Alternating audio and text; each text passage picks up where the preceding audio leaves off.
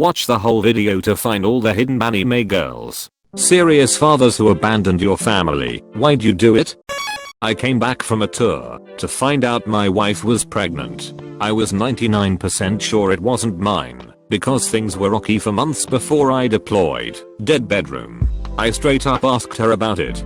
She started off being defensive and accusatory, but eventually she told me that okay, she had been sleeping with a friend of mine while I was gone with the intent of getting pregnant. I asked for a test and she laughed at me, which was enough proof for me. I filed for divorce and she delayed. She also let her friends and family in on it, but said I was leaving her because I didn't want to raise my child. It got to my family as well, and despite explaining the situation they said they would disown me if I left her. They even tried using the PTSD talk that was in the news about military in general against me, as if my background meant I was touched and should just accept being trapped by someone I used to love. I was stressed, but I'm not an idiot. Not long after, I just grabbed what I could as fast as I could and left. If I ever go back, I'll face criminal charges because I'm being held legally responsible for a life that cannot possibly belong to me. There is still no test, and at this point I would not be surprised if one had been produced and tampered to empower the lie.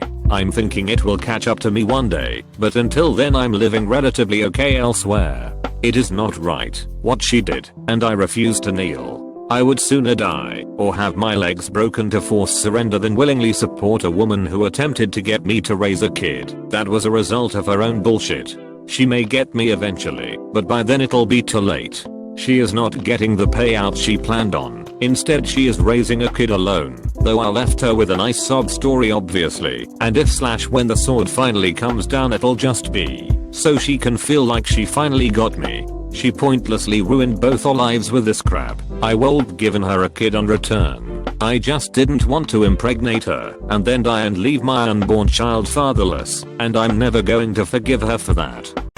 Throw away because, obviously, I ditched my wife and took kids because I was forced into an arranged marriage that I hated from day one. Being Middle Eastern made it difficult for me to leave my wife before we had kids without my family turning their backs on me. We had 2 kids, mostly because we were pressured by our families. I hated my wife, she hated me. I wouldn't be surprised if she fucked someone else to have those kids. Wouldn't surprise me. I cheated on her regularly, including with her own cousin. Her cousin told me, well before I had an affair with her, that my wife was cheating on me. When our daughter was born, I became distant. My mom took care of the baby most often. After my son was born, I filed for divorce. The wife wouldn't agree to it because shitty Middle Eastern culture makes divorcees look like scum. Instead, she took the 2 kids and moved back to England. I remarried and now have 2 more kids. I haven't seen my first 2 kids in over 10 years. Last I heard, they're doing well in high school. I don't care. I don't even know them. I've also been told my ex-wife is still single because our bullshit Middle Eastern culture makes divorced women look like undesirable whores. I'm aware I sound like a piece of shit, but honestly, I'm a product of my environment. I'm tired of foreigners coming to America, having kids here, and then expecting us to share the same mentality as them, even though we are Americans. All my friends are married to who they wanted to be married to. I was forced to marry some woman who I can't even 100% say wasn't cheating on me regularly. My proven kids are 8 and 7. I'm with them all the time. I don't ever plan to ditch them. My wife is the love of my life. She was a good friend from middle school who I lost contact with, but eventually reacquainted with via Facebook. We are happy. She's also a first-generation Middle Eastern American, so we both have a lot in common. Fuck it. No throwaway. I was 20 when my daughter was born. Living about 4.5 hours away from home, friends, family, and everything familiar. Never wanted to be a dad thanks to a pretty crummy upbringing. When things took a turn for the worse in the relationship, I bailed. I knew I couldn't survive up there on my own.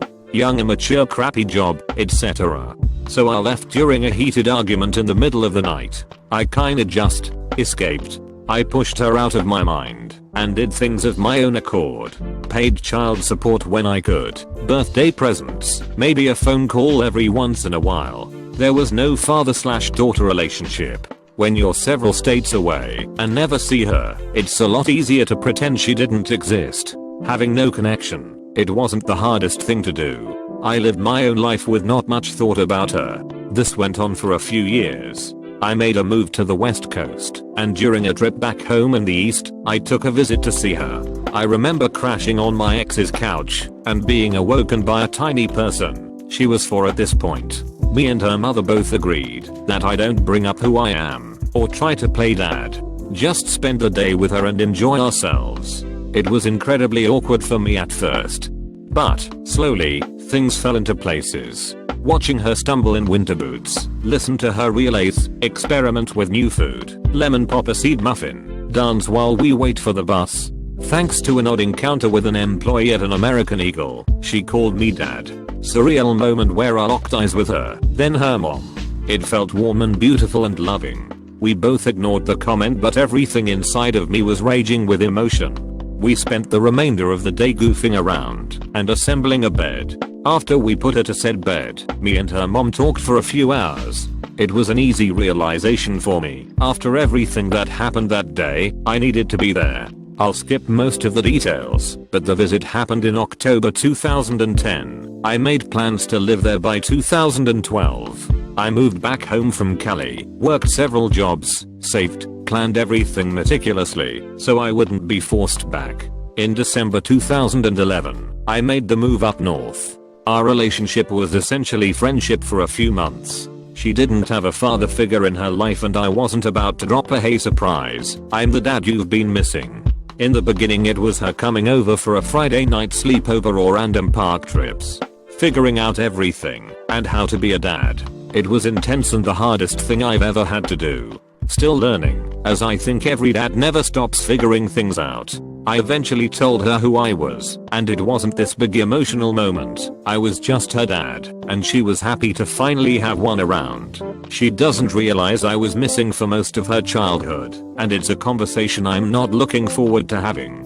I'll be honest and upfront. Hopefully by then she'll understand how much I regret it. If not, then I'll work on patching everything up. Won't quit this time around. Our relationship is perfect now.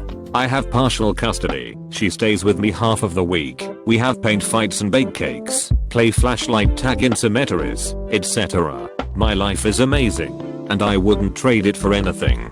I can't hate on the deadbeat dad thing, because I was one. I totally understand the mentality of not giving a fuck about your kid, since I was a guy who had that going for him. I want to say it was immaturity and fear of fatherhood that held me back, but who knows? I'm sure it's different for everyone. When I was young I suffered a traumatic brain injury. Now in my 30s, I'm suffering the aftershock of that event. I confuse easily. My memory is falling apart in little pieces. I have to ask people to repeat themselves often, because their words make no sense to me the first and sometimes second time around. Like gibberish, sleep disorders, depression, clinical severe, and I have close to no control over my emotions.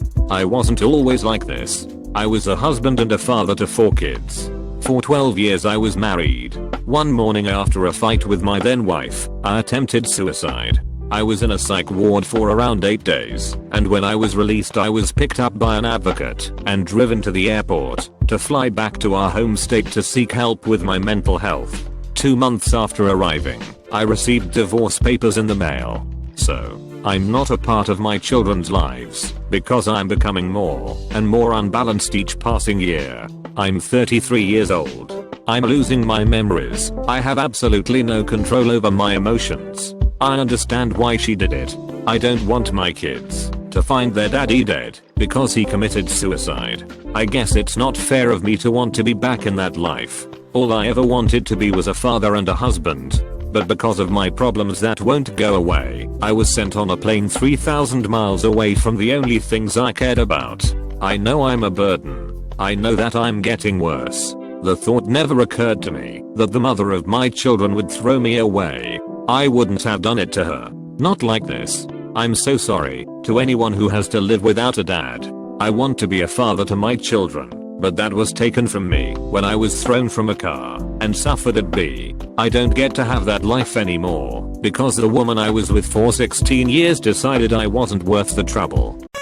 I was a young 20-year-old virgin college student. She was 18 years old and bipolar. Just 2 months into our relationship she attempted suicide by adding on her Xanax. I rushed her to the ER where she ended up in the psych ward.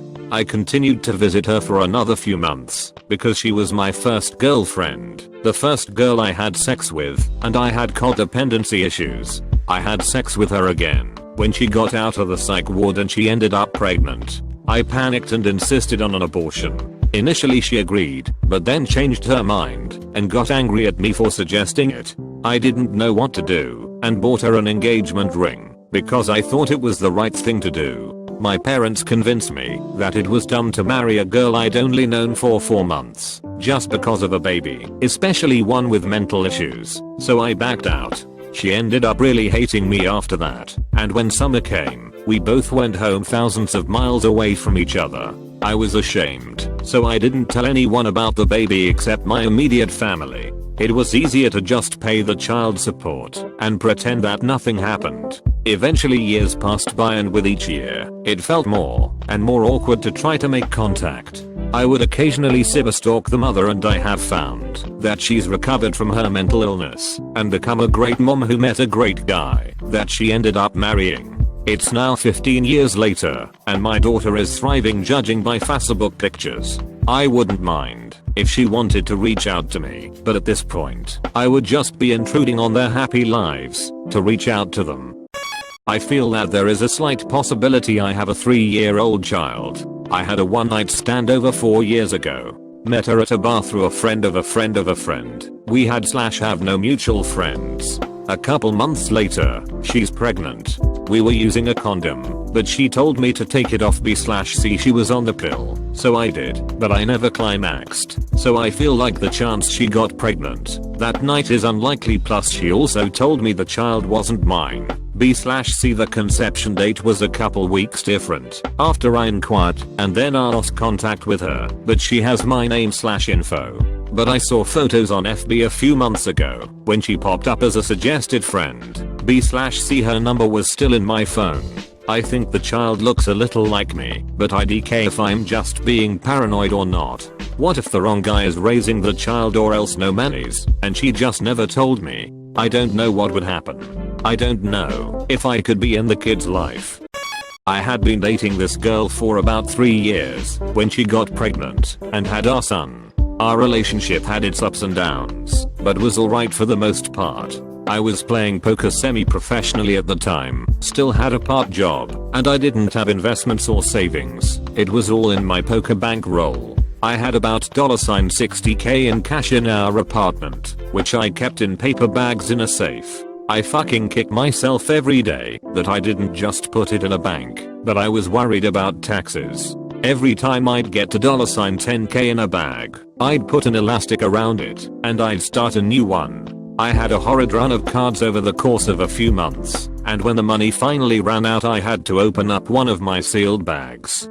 To my complete shock, there was only like $4,500 in it. I opened the others, and they were all missing 70-90% of their contents. I was left with just over $13k when I should have had $60k. My girlfriend was the only one who knew about the safe. I have no idea how she got the combination. She confessed that she was stealing from me for over a year, taking a few hundred here, a few hundred there. She took trips with her friends to the mountains, Mexico, and Vegas all on my dime. What got me was her attitude. After 2 minutes of apologizing, she was done. Then it's no big deal. You can always make more money and we're a common law couple. We are supposed to share everything. When I kept pressing and pressing to find out where the fuck $47,000 went, she finally snapped and showed me her true colors. Textbook sociopath. When she went to work the next day, I took our 1-year-old to her parents, packed up my clothes and left. The apartment was in her name. I didn't care about the furnishings. I left her a note saying to fuck herself and to never contact me again.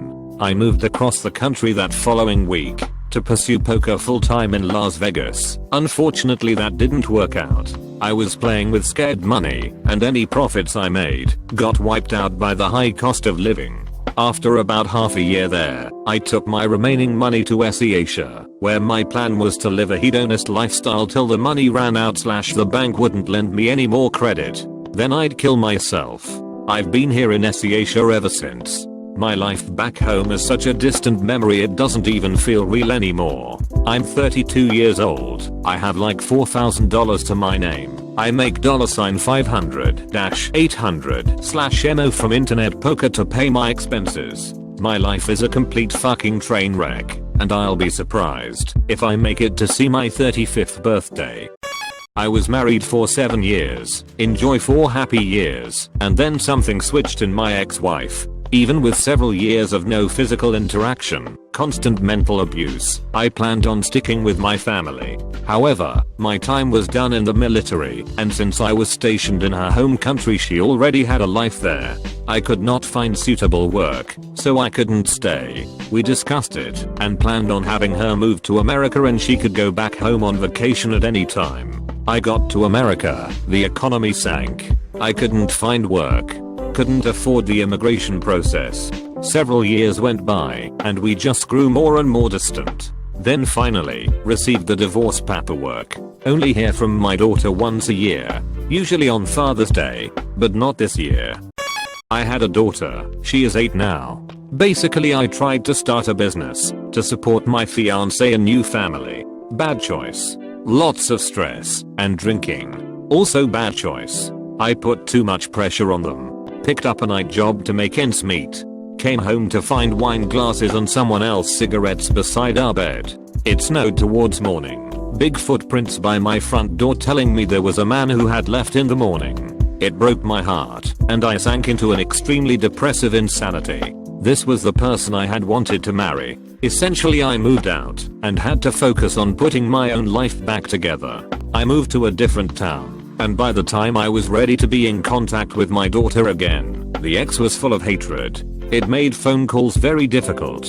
It has been 6 years later now, and I finally deleted her off of Facebook, saying that if my daughter wants to contact me, she is welcome.